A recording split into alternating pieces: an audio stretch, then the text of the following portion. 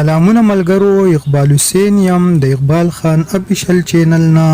امید دربا چې ټول به ټیک ټاک او د ژوند په مزو کې یې.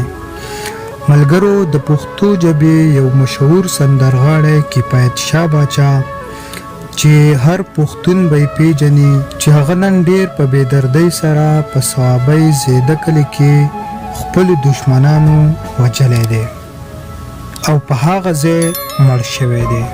د دې واقعې تفصیل څه دی او کفایت شاه باچا څنګه ووژلی شو؟ که د مکمل معلومات نه ځان خبرول غواړئ نو ویډیو تر اخره پورې وګورئ.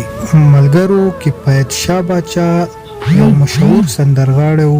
هر پښتون ماشوم دی که لوی دی هغه یې پیژني، چې څو ورځې مخکې یو خبر راغلی و چې کفایت شاه باچا او د هغه رور یو کس ډېر په بېدردۍ سره وژلی و.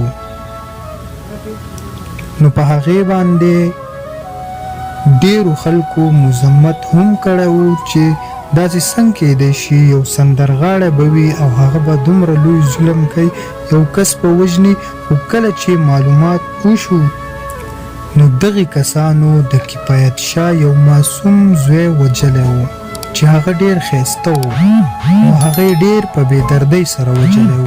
نو په دغې وجه د یو پلار په سینه کې د انتقام اور بل و، د خپل زوی یې بدل واخیستو.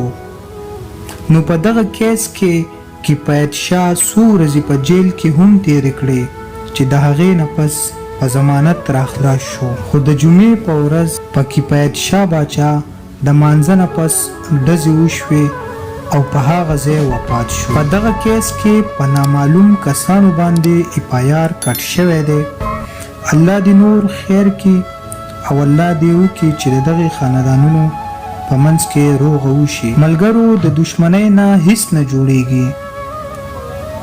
راځئ چې یو بل له د ورورولۍ لاسونه ورکړو.